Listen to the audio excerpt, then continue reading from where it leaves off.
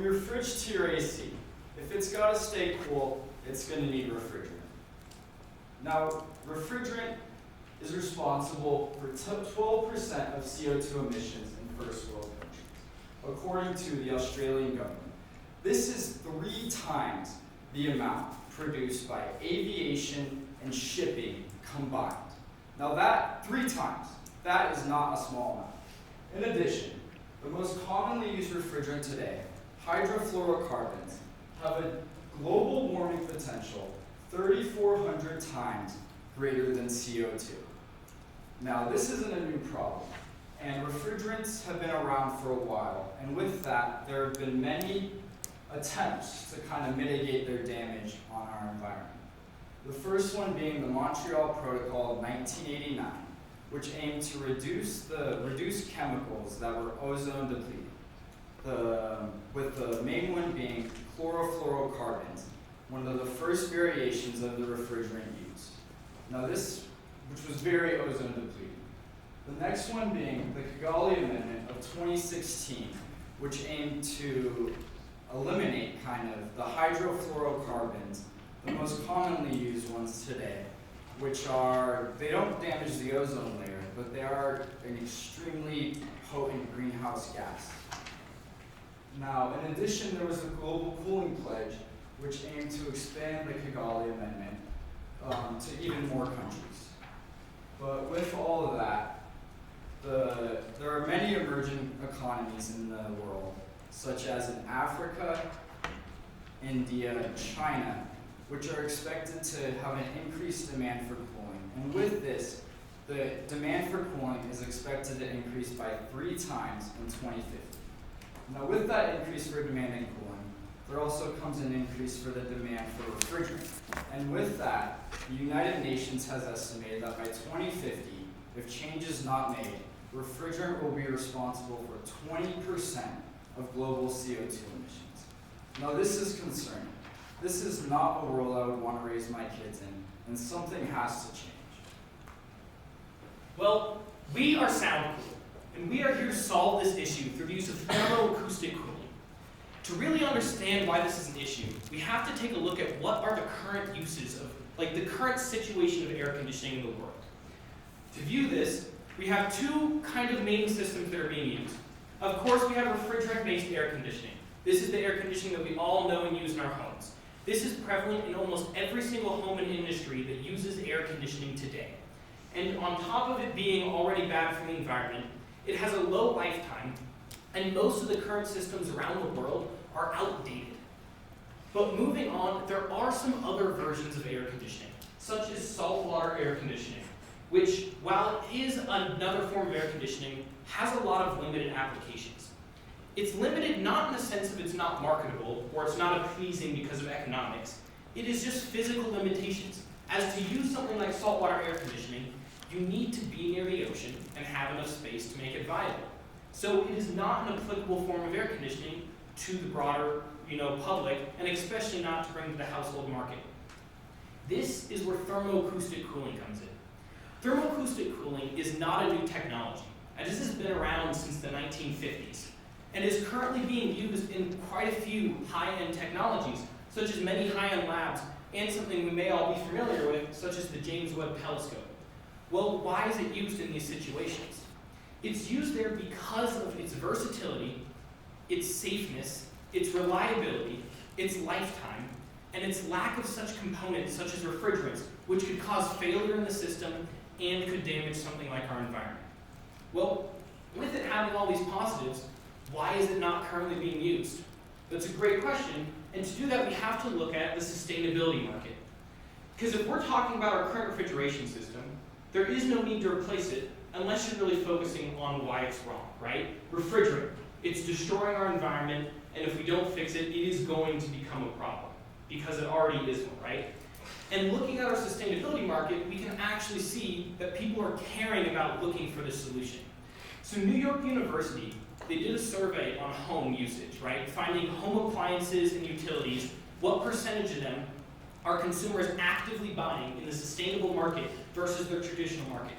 They found that over 17% of all these appliances in the normal house are being purchased already through the sustainable market, and that these sustainable businesses are growing at double the rate of their traditional market. Meaning there is a huge demand worldwide, and especially in these consumer homes, for more sustainable options just in their daily lives, leading to be the perfect opportunity for something like thermoacoustic cooling to branch into this world of local air conditioning. Perfect. So let's talk about how thermoacoustic cooling works. In air, there's already hot and cold molecules. We are just using sound waves to organize these hot and cold molecules into hot and cold pockets. We'll use a radiator to absorb the cold energy, the cold temperature, and put it into homes.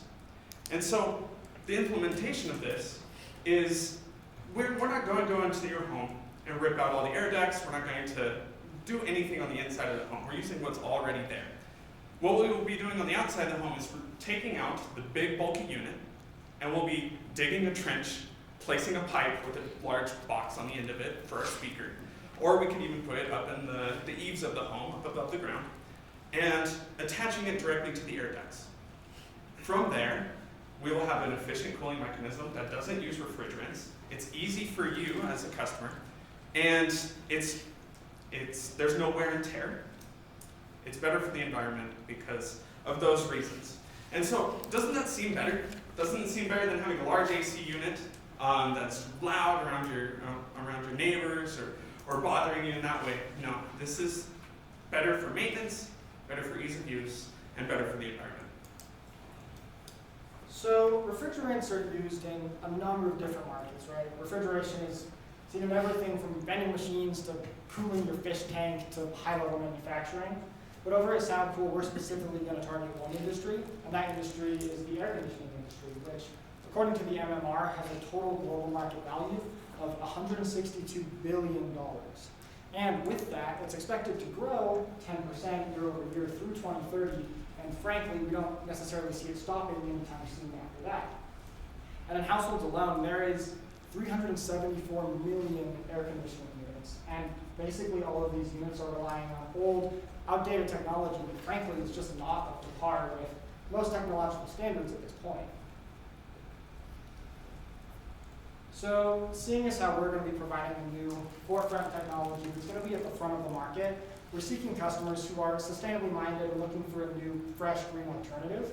And with this, even if we're able to capture just 1% of that total global AC market, and that's $1.6 billion. And with that, imagine 5%, 10% as we begin to expand past our initial customer segment and really see ourselves implementing into a lot of people's homes. So in terms of our business model, how are we going to actually implement this? So we're first proposing a $6,000 initial installation cost, and this $6,000 is going to cover the unit itself, but in addition to that, we're going to remove the old unit, so there's no third party, no other contractor that are going to have to come in and do that. And then with that, we're going to provide a 6-month warranty, which will cover any sorts of issues or problems that may arise with the system. But if we just stop there, the issue is that once we've saturated that market, once we've already given everyone the systems, where do we go from here? So we're proposing that we're going to do a $400 bi-yearly maintenance checkup. And this checkup is going to cover an inspection where we're going to look for any rust, any corrosion, any issues like that. And then we're going to go and replace the speaker in the system, which will ensure that the system continues to operate just efficiently and effectively for many years to come, which is going to allow our units to far outlast the traditional AC systems, which will end up saving customers thousands of dollars over the course of their lifetime. Because, if you think about it, if you buy a traditional AC system for $4,000 to $10,000, eventually it's going to break. Whether it's 5 years, 10 years, 15 years, eventually you're doing replacements on this machine, and so you're another $10,000 down the drain. Versus with this, every 2 years, you pay $400, we're going to make sure that the system is going to last for a very, very long time. So in terms of expansion, there's sort of 2 general ways we could go with this. Once we've implemented into homes, we'd like to see ourselves in the commercial sector, where we could cool anything from warehouses to the University of Utah. And with that, we would be implementing a larger scale machine that is going to be able to handle the higher thermal load that is required in an industrial setting. Then perhaps a more interesting thing that we could look into is the private contracting sector, which currently already the NASA Space Shuttle, Navy ships, and a large number of other things in this sector already use prototype versions of thermoacoustic cooling systems. And this is simply because it's so easy to directly flange a refrigeration system straight onto a motor or onto an engine, which is just going to provide direct cooling with no moving parts. So it's something that's highly sought after amongst a lot of private companies. So in order to make this vision a reality, I'm going to introduce you to our team really quick. My name is Alex. I'm getting my master's degree in chemical engineering. I work full-time in R&D and contracting. I'm an avid mountaineer, musician, and mixed martial artist. My name is Henry Poppy. I'm getting my bachelor's in chemical engineering. I'm the CEO and founder of SoundCool, and I'm a very avid bowler. My name is Max Sanger. I'm an undergraduate in electrical engineering here at the U, and I am our sales and marketing lead. On the side, I'm also a professional gambler. My name is Kyle Jensen. I'm also a chemical engineer, and I'm the CTO of the company and the company dad. So in order to bring this vision into reality, we're seeking an initial investment of $120,000 in exchange for 27% of this company. With that funding, we plan to handle all of the initial procurement, manufacturing, production, and distribution of this product, so that way we can begin providing people with a far better, cleaner future. So why should you settle for an outdated, unreliable technology that's quite harmful when you can Hear the future of cooling with SoundCool.